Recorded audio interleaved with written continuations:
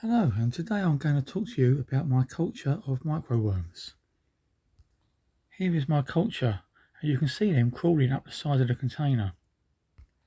This is a new method I'm using now. I now use boiled rice and yeast. I found out about this method from watching a YouTube channel called Five Fish.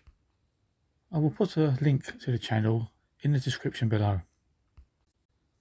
I used to use porridge oats for the culture of my microworms, and I will tell you about the methods that I used to create that culture. And then I will talk to you about the methods using the boiled rice. But first, let's talk about the porridge oats methods. The method for the porridge oats was to cook your porridge oats, let it cool down, place in a container, sprinkle your yeast on top, and then place your culture of microworms on top of that.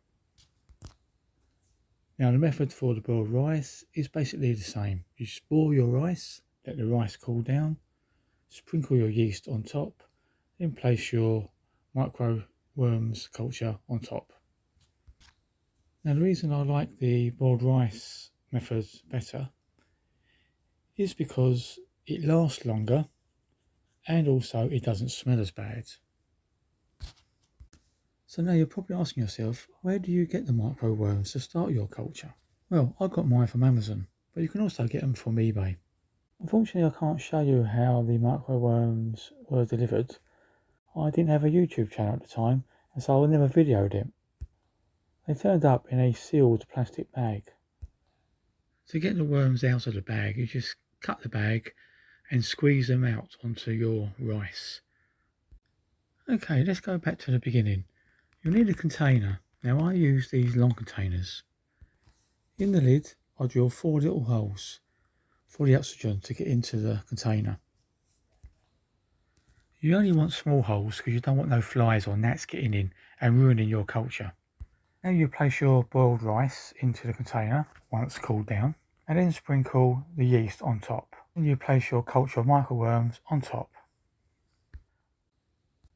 Now you can probably see I haven't put the rice right to the top of the container.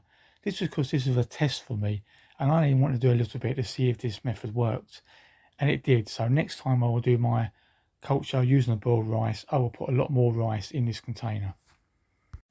The tools that I use for feeding the microworms to the fish is a small paintbrush, a little measuring cup, and a pipette. So with the measuring cup, I just get some tank water. So don't need too much. I don't know if you can see there how much I've got in the little measuring cup there. That's about all we will need.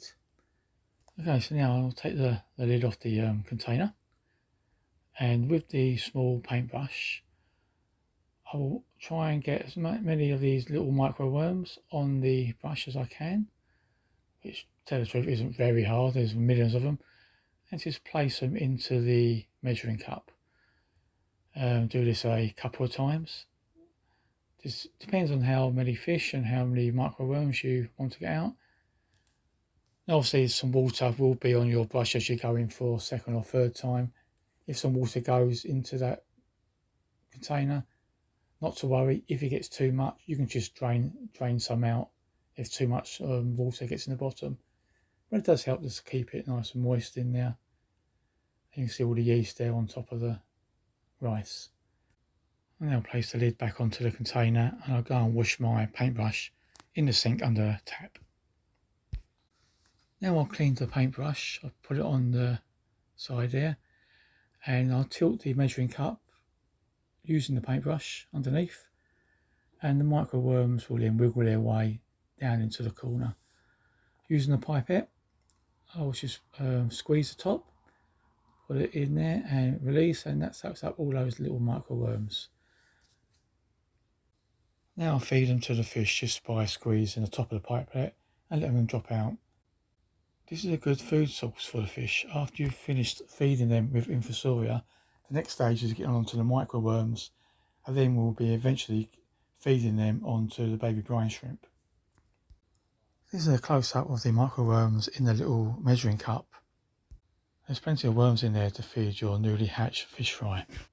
As you can see, there's a couple of other little micro creatures darting about in there. I've not got a clue what they are, but they don't seem to be doing any harm, and I'm sure the fish will eat them as well.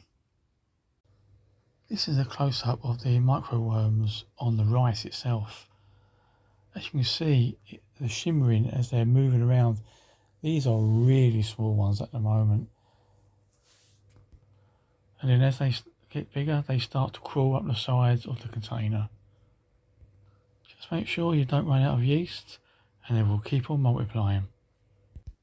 And here's some close-ups of the microworms that are crawling on the side of the plastic container as they make their way up to the top. I'll keep the container out of the way of direct sunlight. I don't want it to get too hot.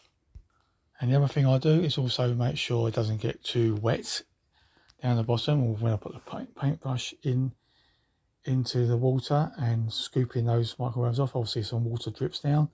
So keep an eye on that, don't want it to get too wet down the bottom. Also keep an eye on how well the microworms are multiplying. If it starts to slow down, it probably means that your yeast is running out. So just keep a nice good top up of the yeast on top of the rice, and that will keep your worms multiplying. Okay, thank you for watching this video on microworms, and I hope it helps you start your own culture. Thank you.